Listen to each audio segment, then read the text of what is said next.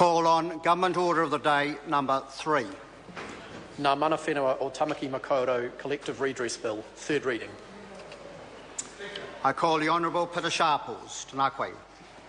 Tēnā koe, Mr. Speaker. I move that the Ngā mana whenua o Tamaki Makaurau Collective Redress Bill be now read for the third time.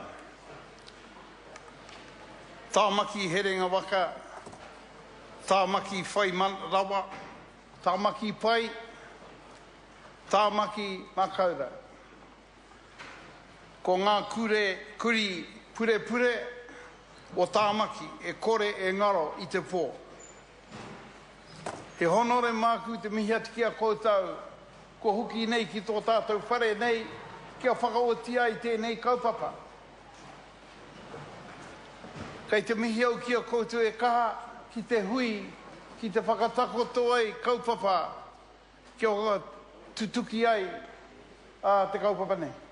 Nā reire e tikana kia mihi ati kia koutou.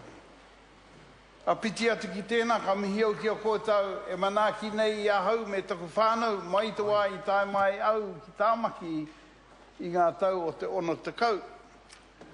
Ai reira mātou e mahi tahi noho tahi tēnā koutou. Mr. Speaker, it is with immense pleasure that I welcome for the last time on this issue into this House the kāhui rangatira o Tamaki Makaurau. Ngaitai ki Tamaki, Ngāti Maru, Ngāti Pāua, Ngāti Tamaoho, Ngāti Tamatera, Ngāti Teata, Ngāti Whanaunga, Ngāti Whātua o Kaipara, Ngāti Whātua o Rākei, Te Aki Tai wai o Hua, Te Kauerau a Maki, Te Runanga o Ngāti Whātua, Te Patu Kirikiri. Tēnā koutou, tēnā tātou. Each of you are representatives of a metropolis of 1.5 million people, where just over 1/3 of this nation's people reside. Within your boundaries live almost a quarter of all Māori people, the highest number of Pacific peoples in the world, and the highest number of migrant people to our country. Within a 20-kilometre radius of the central city alone, there are 48 tūpuna maunga.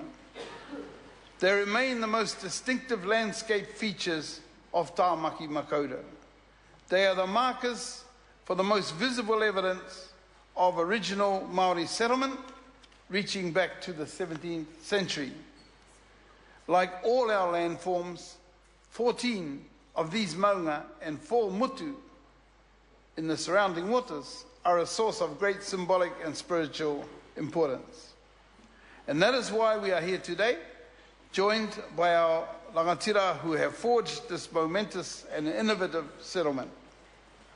It is a victory for pragmatic thinking and creative solutions. It is a victory for partnerships and building a positive future. It is a victory for recognising the rights and responsibilities of mana whenua to fulfil their role as kaitiaki of these sacred sites. Above all, it's a victory for Tamaki Makaurau and all the people who call it home.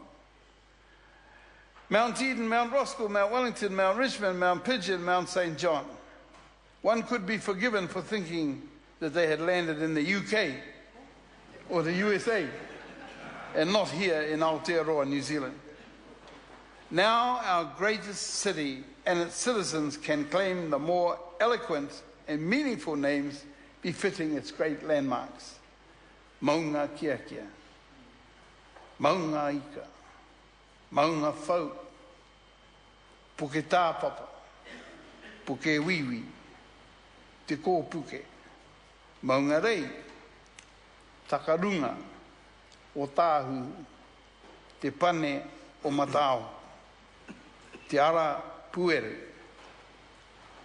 Ohu i Arangi, o Hinerau, Te Tātua a Liu ki Uta, Rarotonga, and Mātuku Tūruru.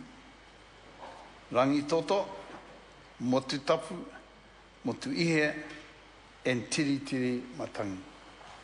The story behind each name is a legacy for teaching our children about the ancestral places around them. The maunga and the mutu are no longer just inanimate hills, bumps and islands. They take on human forms and experiences. They tell of taniwha, patupaerehe, great leaders and lovers, and battles won and lost.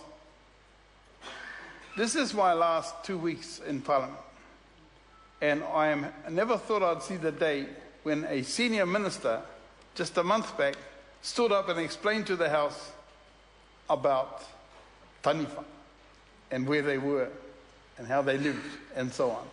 We have come a long way with our tikanga in tēnei wā, and we've got to appreciate that and take it through like you have done with returning these names to our young people to grow. If a Pākehā minister can talk about taniwha and with full belief, and it's really a good step. They speak to accounts of great atua, powerful tohunga, and moana and ngāhere teeming with plant, sea and bird life. Each conceivable subject and experience is captured in the original names of the sites covered by this settlement. Thanks to ngā mana whenua Tamaki Makaurau, we have retrieved and reclaimed the whakapapa that so rightly belongs to this rohe. We thank you for being the catalyst and driver of this claim, and to the foresight and diligence applied to negotiating the settlement over this period of time. We acknowledge your goodwill and generosity, both enduring hallmarks of your contribution to the settlement process. First, your goodwill and generosity to receive the redress collectively, as a group. Second, the goodwill and generosity extended to other parties to the settlement, like the Crown, Auckland City Council, and the Department of Conservation. Ngāti whātua rōpu, marutuahu rōpu, waiohua rōpu. It is you that we look for continued guidance and leadership regarding the management, care, and administration of these maunga and motu. In your very capable hands, we restore and return responsibility for the future development of the city and its sacred sites. You are the game changers. You lead the way. You show the valuable contribution mana whenua can make to the future governance and development of our towns and cities. Kei te kai hauti, Mr. Speaker, this week a number of iwi and hapu are settling their grievances with the Crown. It is right that we remember all the rangatira no longer with us who led many of these claims. We should remember those who did not get to see the void filled by that final reading of this bill. There are too many to name, but they will live on in their descendants here today. They live on in the fine, proud, enduring legacy bestowed by this legislation. Nā rira Tamaki Makaurau tēnā koutou. Kei te mihi hoki au ki a koutou e tautoko ana tō tātou Committee Statutory Māori Board i Tamaki Makaurau. Ko te mea tuatahi tēnei tauira mō Aotearoa. Ko te tūmanako, ka tipu ake e tahi atu a committee pēnei i roti poneke e tahi atu taon e nui. Nā reira, mā koutou tono e manaki i tiaki tau a committee. He ringa a tātou kei roti te whakahaeretanga o tō tātou taone. Nā reira, kei te mihi atu ki a koutou kua tipai tēnā whakatū. Nā reira, kāre roa ku mihi hano harikoa au kia pānui he te kōrero tuatai mō tō tātou klem. Tēnā koutou, tēnā tātou, kei raro. The question is that the motion be agreed to. The Honourable Nanaia Mahuta.